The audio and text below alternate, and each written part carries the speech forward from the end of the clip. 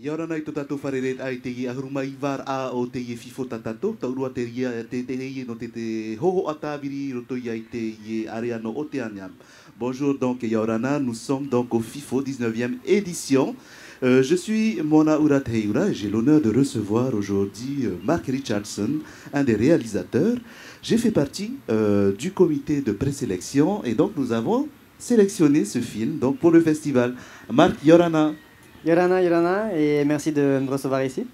Donc, voilà, Mark Richardson, réalisateur du documentaire Rava'ai, 15 techniques de pêche en Polynésie. Alors, on va partir du début, évidemment. Et est-ce que c'est ton premier film, premier documentaire que tu réalises ici?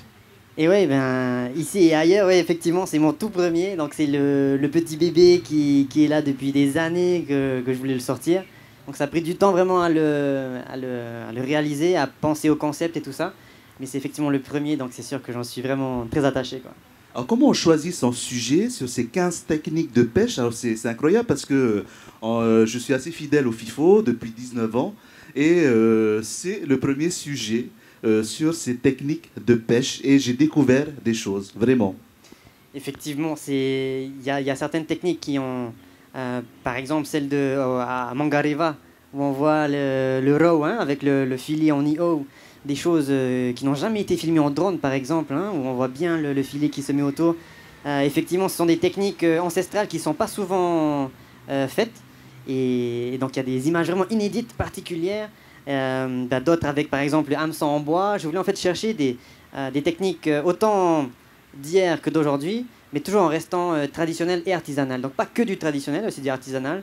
C'est-à-dire il y a aussi la pêche à la traîne, par exemple, avec des leurres. Mais ça reste dans des petites pêches, c'est pas industriel, quoi. Et c'est ce que je voulais rechercher, à mettre en avant. Ouais. Alors, pour préparer ce type de film, justement, qui est assez minutieux, quelque part, comment on fait pour se documenter, finalement? Ouais. Surtout en Polynésie.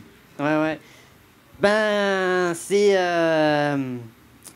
sûr que à l'origine, je crois que j'ai changé peut-être 6 ou 7 fois la liste des techniques.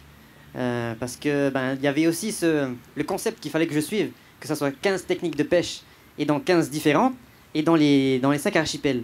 Donc je ne pouvais pas forcément reprendre la même technique dans une qui était peut-être facile à faire, à trouver en tout cas, très fréquente. Je ne peux pas la faire dans d'autres archipels, quoi. Donc j'avais cette condition à respecter. Mais après, il y a certaines choses que j'ai découvert sur place, où j'étais allé pour filmer quelque chose, mais au final, sur place, par exemple, c'était à Makemo, où je suis allé dans l'objectif de filmer uniquement une technique, c'était la pêche au patia. Et sur place, en rencontrant les locaux, en mangeant avec eux, tout ça, ils me disent « Hey Brad, demain on va aller pêcher, on va pêcher avec notre pêche à nous, quoi. Hein. » Et puis ils me racontent la chose, et puis je dis « Mais c'est parti, quoi. Hein. » Et c'était donc la pêche où on voit qu'ils font le parc à poissons sur place, sur le récif, et qui font des bergers de la mer où ils amènent tout le banc à l'intérieur et qui ferment le petit parc. Je ne connaissais pas du tout cette technique. Et c'est vraiment typique à l'île. Et c'est vraiment incroyable, quoi. Donc il y a des fois où je me documente, où j'ai cherché quelle technique je pourrais faire. Mais il y a des fois où c'était vraiment naturel, ça s'est fait sur place, quoi. Oh, c'est drôle, tu dis à l'instant, je ne connaissais pas du tout cette technique. Ça veut dire qu'à la base, tu es passionné de pêche quelque part? C'est clair que j'aime la pêche, hein, ça c'est sûr. Après, je suis loin d'être un passionné comme eux parce que c'est vraiment c'est leur vie, c'est leur culture. Ils sont là tout le temps, tous les jours, ils vont aller pêcher. C'est vrai que je suis un fan de pêche. Ça a commencé avec à suivre mon père qui allait poupouiller à Ariatea, hein, où je le suis par derrière. Et puis après, moi-même à me mettre au poupouille, puis faire de la pêche à la ligne aussi, ici à Tahiti. Mais j'ai toujours aimé ça parce que c'est finalement... On est un peu devenu dans une société de consommation, c'est clair, hein, et de plus en plus même ici à Tahiti, où on s'assied, on commande quelque chose et on a un plat qui est déjà tout fait. Et on oublie un peu le processus qui s'est passé pour avoir ce main, quoi. On va au McDo, ok, on a un burger, mais on n'a pas pensé que y a quand même une vache qui a dû être tuée pour pouvoir manger ton McDo. Et pareillement pour le main, quand on va au roulotte, on prend un bon sashimi, il y a des poissons qui ont été tués pour ça. Et il ne faut pas l'oublier, quoi. Il y a tout ce process. Finalement, c'est un profond respect de la vie, de voir que tu pêches ton poisson, tu le tues, certes, tu finis une vie, mais c'est pour qu'elle continue en toi, quoi. Il y a vraiment, voilà, c'est une belle chose de voir tu pêches pour manger. Et ce que je trouve très authentique dans le film, c'est que à un moment donné, parfois, on va à la pêche et on revient bredouille. Et ça, on le met aussi dans le film. C'est-à-dire que ben, on est vrai. Et ça arrive aussi. Ouais, Et pourquoi avoir fait ce choix, justement? Ben, je pense que tu le sais, c'est que c'est effectivement c'est la réalité de la pêche, quoi. Hein. C'est qu'il y a des fois, tu pars, tu vas pendant des heures et t'as rien, quoi. Hein. Et même dans les îles, finalement, on se dit que les îles, c'est super poissonneux. Ben, finalement, il y a des moments quand même où tu rentres bredouille, quoi. Hein, notamment avec à Alimatare, avec Iu, hein, on avait fait la pêche au Poito.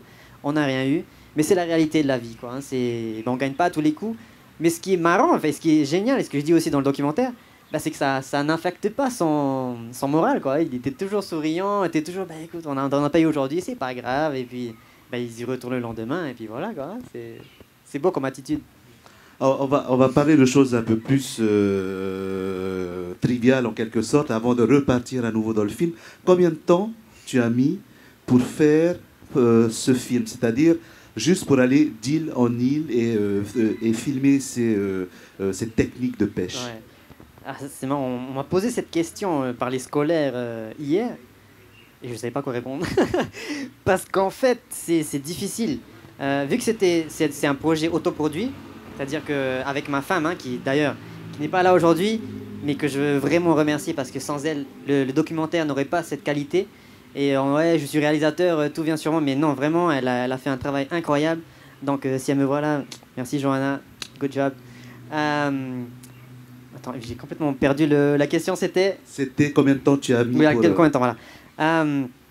Donc, l'idée est venue en 2013, parce que quand j'étais en Australie, j'ai un ami réalisateur aussi qui faisait des émissions de pêche, et je me suis dit, c'est génial ce que tu fais, c'est vraiment trop beau, quoi. Et puis je me dis, mais en Polynésie, au Fénois, ben, il y a un manque de recueil, de techniques de pêche, et un manque de captation des savoirs pour que ça puisse être gravé dans la roche. Et donc, de là est venue l'idée.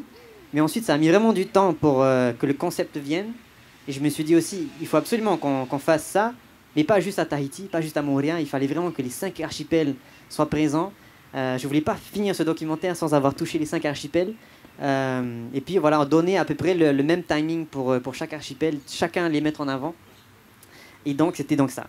15 techniques de pêche dans les 5 archipels, 3 par archipel. Et ensuite, on a commencé à tourner vraiment en 2018.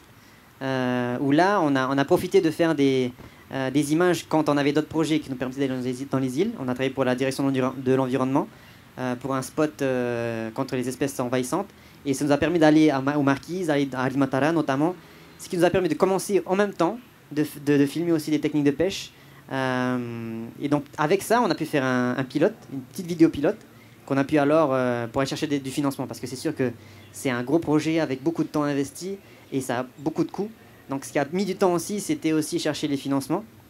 Et ensuite, il y a eu le Covid qui a pas arrangé les choses. Donc il y avait des moments où on ne pouvait pas partir, où on a chopé nous-mêmes le Covid, donc on était carrément patatrac, c'était pas évident. Donc dire un nombre de jours, c'est dur, parce qu'en fait, comme on est autoproduit aussi, on compte plus les heures, on compte plus les jours, on se donne à fond.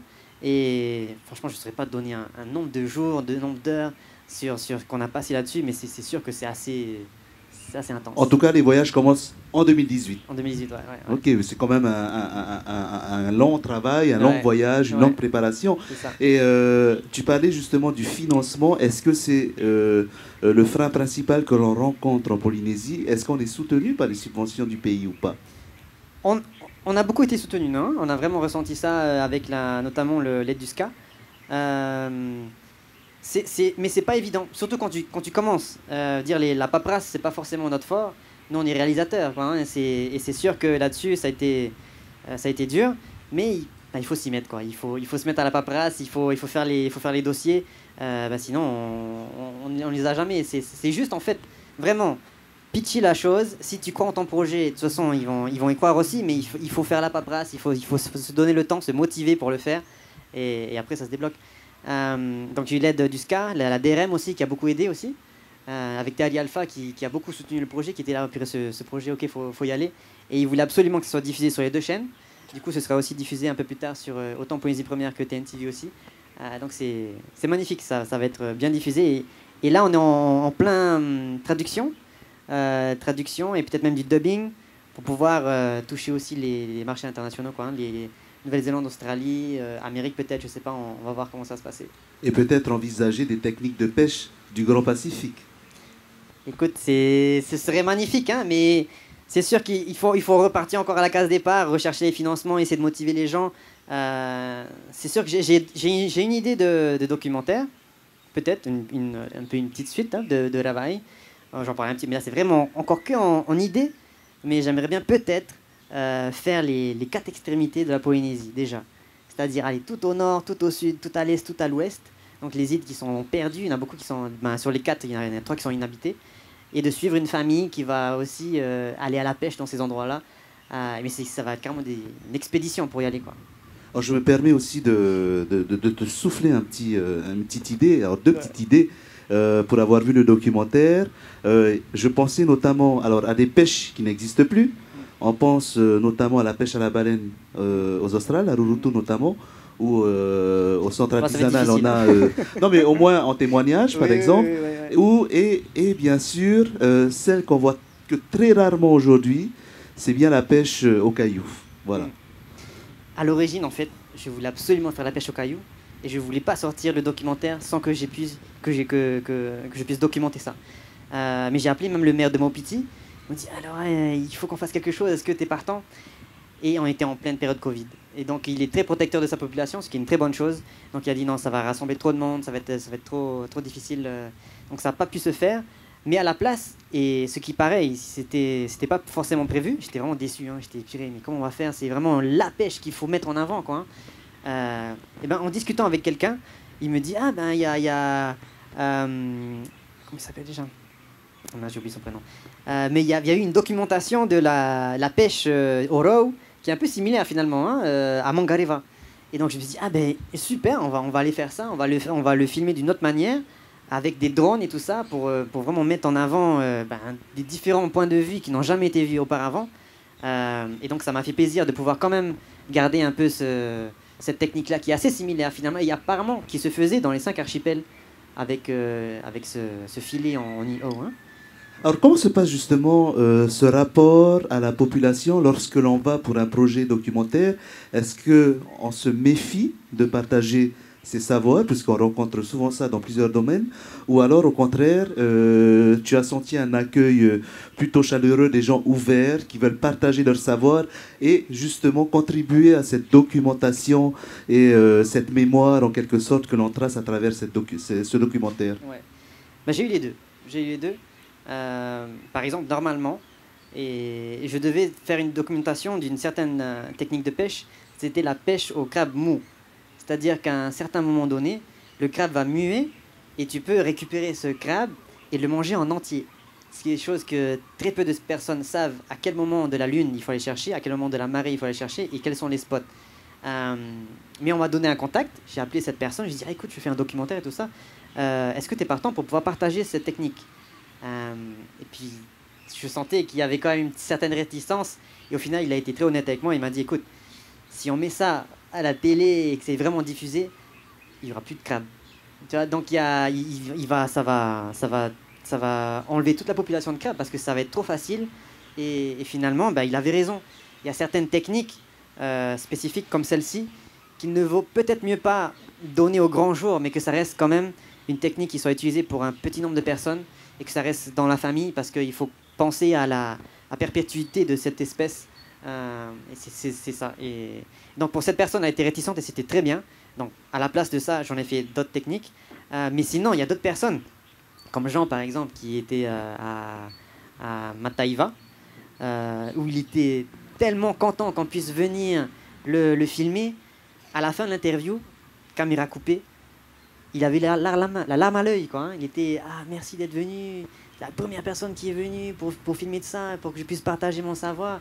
Et j'étais touché, quoi, parce que c'est un grand gars, c'est un adulte. C'était vraiment beau, quoi, hein. Donc il y avait vraiment des connexions comme ça, humaines, qui ont été fabuleuses, quoi, hein. Ouais. Est-ce que toi, en tant que réalisateur, à travers ce documentaire, tu as ce sentiment de contribuer à la conservation de la mémoire collective de notre pays? C'est sûr que ça, c'était un des objectifs, hein. Il y a plusieurs objectifs pour ce documentaire, mais celui-là, c'en était un, ça c'est clair. De pouvoir graver dans la roche ce savoir qui se perd dans certains endroits. Et l'autre objectif, justement, c'était de motiver les jeunes. Donc ça m'a fait plaisir de pouvoir discuter avec les jeunes hier, de les motiver un petit peu. Et même le documentaire en lui-même, il est monté de manière dynamique. Il y a beaucoup de musique entraînante et tout ça. C'est parce que c'est quand même... je veux que ce soit accessible à la grande population, et notamment les jeunes, pour qu'ils puissent voilà, récupérer ce savoir. Pas le mettre à la porte. Et pour pouvoir, et que ça soit comme ça en vidéo, ils peuvent le regarder, le re-regarder, s'approprier la pêche, connaître ce savoir pour pouvoir l'appliquer eux-mêmes, quoi. Donc c'est clair que c'était un objectif. Ouais. Alors, je profite de lancer mon absent là pour te dire que l'année prochaine, attends-toi à ce que je t'appelle pour avoir l'autorisation de projeter ce documentaire dans mon lycée. Je ne le ferai pas cette année parce que il est au festival, mais toutes les années, au fait, à chaque fois, on projette au lycée de Fa'a le FIFO de l'année précédente. Et c'est moi qui fais la sélection, et donc je souhaiterais que ce documentaire soit diffusé au lycée de Fa'a. Il n'y a pas de souci, officiellement tu as mon autorisation. Mais je veux le dire aussi à tous les lycées, tous les collèges, enfin tous les centres éducatifs, peu importe. En fait, tous les documentaires qui ont reçu des aides du SCA, si je ne me trompe pas, ça peut être utilisé dans les lycées. Donc, enfin, si je ne me trompe pas, hein. En tout cas, pour moi, je le dis à tous les centres éducatifs, tous les lycées, collèges, allez-y, diffusez-le en interne, bien sûr. Mettez pas sur YouTube, mais allez-y, diffusez-le. Il faut que ce savoir soit diffusé. Ça sera sur YouTube un peu plus tard, pas de suite. Mais pour l'instant, on va être diffusé en interne, c'est magnifique. Il faut que ça ouvre des conversations, il faut que les jeunes s'y intéressent. Alors, tu me tends la perche justement en parlant des jeunes. Et est-ce que tu as eu ce sentiment au fil des tournages que ces techniques de pêche allaient s'éteindre parce que les jeunes ne s'y intéressent pas? Certaines, je pense. Hein. Certaines, je pense. Et après, il y a aussi faut pas se leurrer, hein, il y a la facilité de nouvelles techniques. Par exemple, la pêche au row, il l'aurait pas fait si j'étais pas venu filmer, quoi, hein, la pêche avec le filet en IO. Parce que c'est beaucoup d'organisation.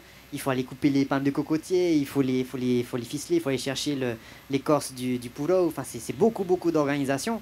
Alors que on peut lancer le leurre et puis attraper une belle carangue, quoi.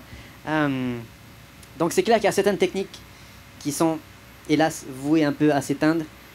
Mais ça reste malgré tout notre culture, notre patrimoine, qu'il ne faut pas oublier. Et qu'il faut un peu comme le heiva qui se fait une fois par an où on célèbre la culture de la danse. Il faut que pareillement qu'il y ait des événements un petit peu comme ça de pêche traditionnelle qui puissent se faire de manière régulière pour pouvoir perpétuer cette tradition, quoi. Alors, ça tombe bien, tu dis, je rebondis encore, la pêche au row a été faite exprès pour le tournage. Et quelque part, finalement, tu as contribué à ce que peut-être certains habitants de l'île découvrent cette pêche. Ouais. C'est bien ça? Complètement. En fait, ouais, sur toutes les personnes qui étaient là, je crois que peut-être 90%, si c'est pas plus, n'avaient jamais encore fait la pêche au row. Donc c'était vraiment Benoît qui connaissait, parce que c'était la technique de son grand-père qui le perpétuait. Et puis il avait le filet, le fameux filet de 32 ans qu'il garde, qui choix, enfin qui vraiment c'est son bébé, hein, il a bien rincé et tout ça. Mais c'était quasiment lui, et puis quelques autres personnes sur l'île qui connaissent encore la technique, mais beaucoup ne la connaissent pas, quoi. Et c'est vrai que là, ça fait plaisir de voir qu'il y en avait plein qui découvraient et puis qui s'appropriaient de nouveau cette tradition qui revenait vers eux, quoi.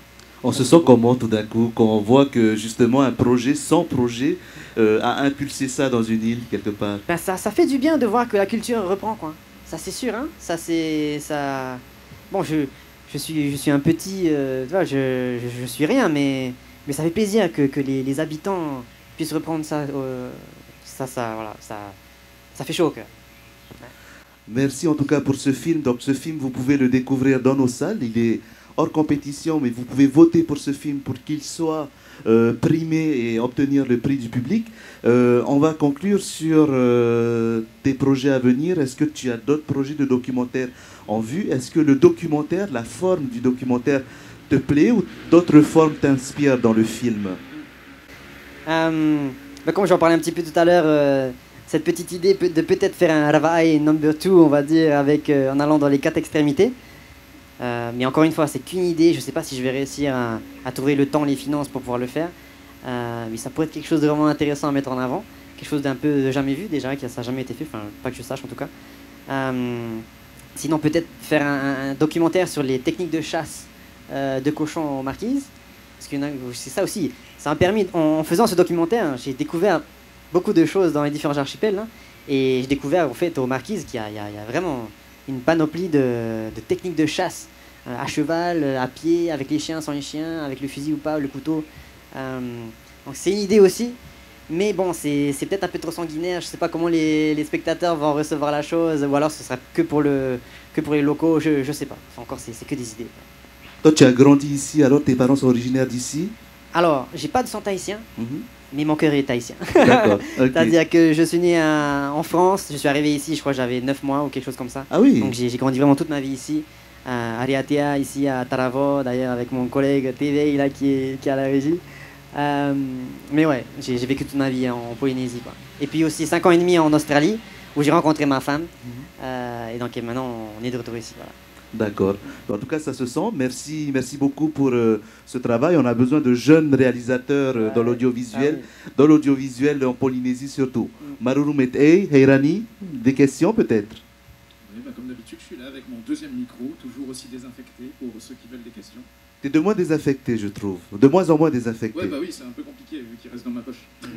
Mais j'ai toujours les lingettes pour le nettoyer encore. En tout cas, petit commentaire, là, on a Arimiti là dans le public, là. Un gros big up parce qu'il a mis une belle touche de musique à l'intérieur. Beaucoup de musique sont de lui et ça a mis une belle touche locale dedans. Alors, Arémiti qui travaille ici et qui s'appelle aussi Arémistique. Attention. Et donc, ben oui, merci pour la musique. Très important, le rapport de l'image et la musique. Hein. Complètement. Ouais. Donc, on a vu justement cette musique assez dynamique tout au long de ce documentaire. Donc, Maruru Metei. Il y a une question. C'est mieux si tu allumes le micro.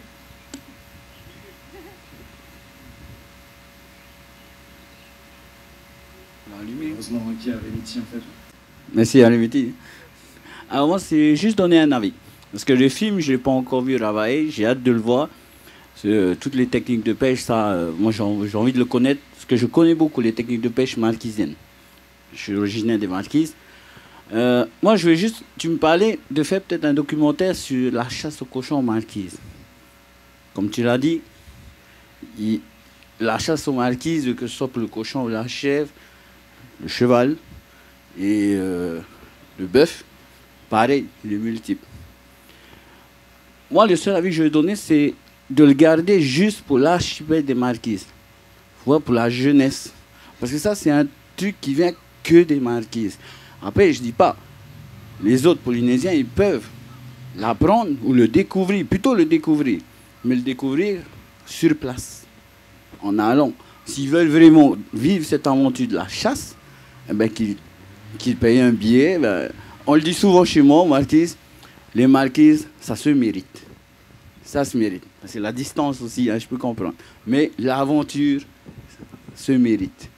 C'est juste ça, mon avis. Après, c'est toi qui vois hein, en quoi tu veux le faire développer, si tu veux le faire découvrir à toute la Polynésie. Mais à moi, mon propre avis, c'est mieux déjà d'abord pour la jeunesse qui arrive, marquisienne, de vraiment la garder. Parce que ça fait partie de la culture marquisienne. C'est juste ça. Merci. Merci pour cette opinion. Merci. Je te laisse répondre si tu as envie. Je respecte, hein, je respecte ton idée. Après, on peut aussi le voir dans le sens où mettre en avant justement la culture marquisienne et de le diffuser va donner encore plus envie aux gens de venir de la découvrir et y participer.